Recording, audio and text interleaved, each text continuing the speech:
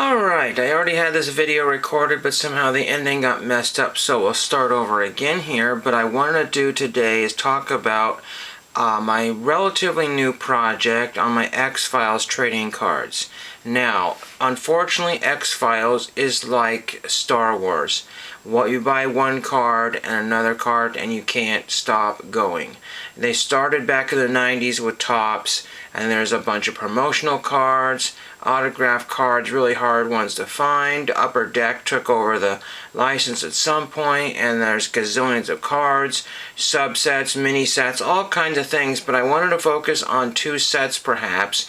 I started focusing on one, but then realizing a lot of the same actors were in those two different sets. There's a 30 card set from Upper Deck, and there is a 40 card set. They're technically 70 cards. One of the things I wanted to point out is the ones that I've purchased were from COMC.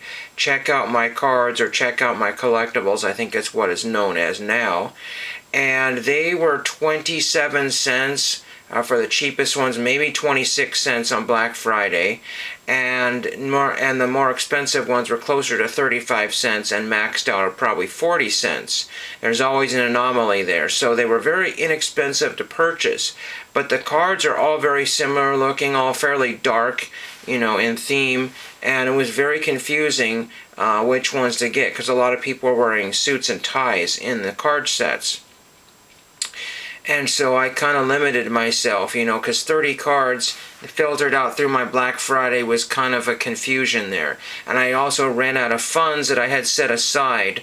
So if you do COMC, be aware that if you set aside, $30, and you're putting a set together, you may have to add extra dollars in at a time, and it has to be multiples of 10 or something like that. So I had to throw in an extra $10 to get some more cards. Now you can buy most of these cards I'm talking about, the characters cards from 2019 and the 2023 set, on eBay, but unfortunately most of those are direct from COMC. So you have to bear in mind which one you want to go with. If you just need one or two cards, go to eBay. If you want to buy the entire set, go to COMC. And I'll show you the card set progress here and what my initial thought processes are for this. So what we like to do is go to page number 1. And this is just a random binder. I do not have an X-Files binder as of yet, but I probably will. I might go back at some point and buy some of the iconic Topps cards that I used to have back in the 90s. But here's the set build right here, with David Duchovny obviously being number 1. And the actress who plays the other main character, she is somewhere towards the back or the middle of the pack, which is unusual. You would think that she would be the second card here, but this is an Adam Baldwin card here. And I use these old playing cards. I can either get them new or used for 25 cents at the 5-minute away thrift store here, so I can buy as many as I want. I want the red cards, and if you do the same thing too, the red ones are going to, basically show up whatever you choose to write on these cards. Everything is technically collectible in this day and age, so what I have done with this particular card is the Virginian. I've saved a few from my binder, the more interesting ones. This one is nothing special. Somebody would, oh man, I need that for my collection or whatever. Well, too bad. Just go to eBay and find a deck of cards for $1 and pay the $3 for shipping. Again, decks of cards are not valuable once they leave the confines of the retail store, because they get dirty, gross, beat up, all kinds of gross hands on it if you think of all the germs on these cards. But again, I grab the most clean ones that I can find, plus I will throw these away when I'm done writing on them. And sometimes you don't need to write on them, they're just good stabilizers for the pages. And again, don't pay more than $1 for a deck of cards if you're buying them used. It's really not worth it. Cards are not rare. There's billions of decks out there. And again, poker is not as popular as it once was back in the 10 years ago when it just really just started being on TV everywhere. I just don't have the interest in that anymore. So this is page number 1. That's card number 1. Of course, card number 9 is down here. Now, Adam Baldwin, I said I'm not going to get that one signed, but Jerry Hardin, I wrote sent one card. Jerry Hardin is out of Los Angeles, California, and he typically only has one card that I know of that he can get signed. And he is 95 years old, so if you know anything about him, send him out. He's been all kinds of TV and movies since whenever ago, a long, long time ago. So, and he signed for somebody this year, in fact. So I figured, you know what, as well, congratulating him on being 95 and just send out one card to hopefully get signed. Now, these are glossy, so they need to have some prep, or they should have some prep.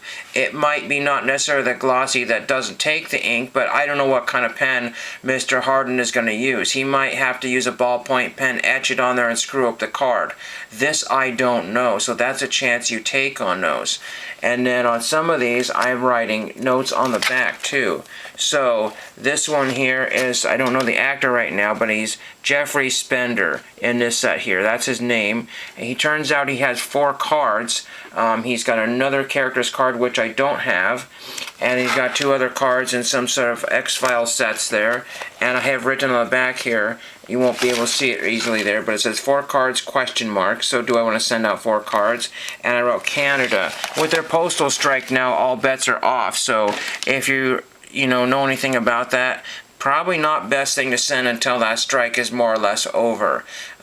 Whether your mail will get delivered at some point, this I don't know if there's a huge backlog, or maybe they're having other people deliver stuff, but there's a delay of some kind. And then I wrote William B. Davis right here because he's a smoking man, and there's Mitch Pileggi right there. And Mitch Pileggi more than likely is not going to sign. But these people, as I said, one character is 95 years old, the smoking man is still alive, but there's lots of Canadians in this set. So if you're in Canada, you might have it made with the postage. I have to procure some more Canadian postage. I have to really basically go through this entire room and box everything that I can't be using. So all the stuff that hasn't been used, all the stuff like this. These are just some Caillou stickers. I don't know how or why I'm going to keep those or use those.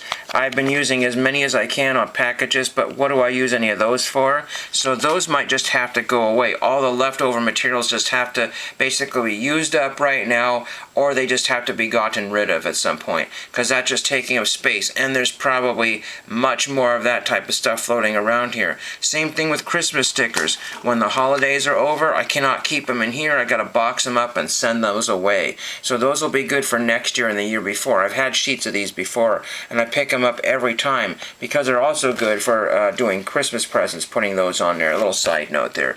Putting the tape on presents and packages, and so you don't have a piece of tape, just use a fancy little sticker.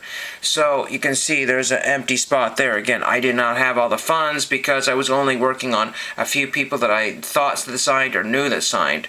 And then I misplaced one of my cards because I had this guy who plays Langley, and I got a mistake here because I'm not sure if Upper Deck spelled it Langley with EY, and then there's a Langley with an LY. That's how the description on COMC was, so I missed out on a card, and I didn't realize, and then I had misplaced the other one, so I'm waiting on a card to get for that. It's through the last COMC that I did, because I went through and grabbed that other card, and I figured might as well. And I don't remember what his actor's name was. I can't think of it offhand here.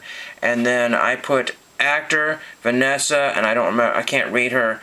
It looks like Mosley, Vanessa Mosley, and I wrote UK. So she's the United Kingdom actor, and she hasn't signed for anybody recently, so that is a no. Michael Krichikow, that's his character name, and he has 2 cards. He's got one, the red one right here, and he's got a blue one, which I've since misplaced somewhere in my sorting process. And I believe he was also in an episode of Cheers in 1992. So I'm being trolled by not being able to find a 1992 postcard, which I don't have to purchase otherwise.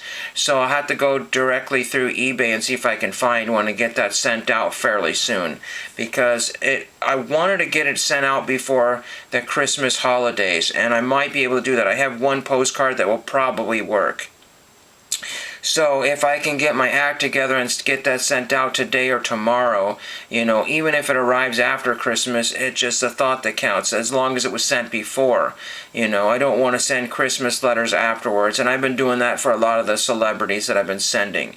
So that's pretty much the set. So the takes from this set here is that the blue set from 2019 is a 30 card set. The red card set here, which I only have 2 of here, is a 40 card set from 2023. I believe that they were Upper Deck EPAC cards. So through that EPAC program, you have to look that up because I still don't understand the whole thing. But essentially, you could either keep your cards or send them off to places like COMC to sell the rest. And the EPAC program was, if you got like the lesser known cards, supposedly you could store those on the EPAC and then upgrade those cards to higher valued cards, I think is how that worked. And so there's hundreds and hundreds of some of these examples to get of the cheaper kind. Some of these examples of these X-Files cards, there's 600 different examples on COMC of the exact same card. So if you wanted to, you could just buy almost every card you can get your hands on and corner the market on that particular character for whatever reason you wanted to do. I don't know. But that would be a fun, interesting little project, just to have a binder full of the exact same card. And I thought about doing that, which I sort of did with my Happy Days, but that ship has sailed because I'm running out of cards to, in the $1, $2 range to buy for that one. It's no date for Saturday night. It's enough to drive me to drink.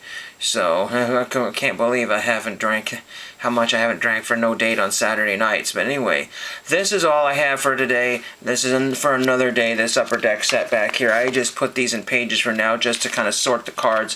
Found out I had a whole bunch of duplicates I could get rid of. So that's for another day perhaps. But again, let me know if you know anything about X-Files. If you ever had any experience getting these cards signed. If you have known anything about these cards. There's Stephen Williams from 21 Jump Street, and he was all kinds of horror movies and stuff like that.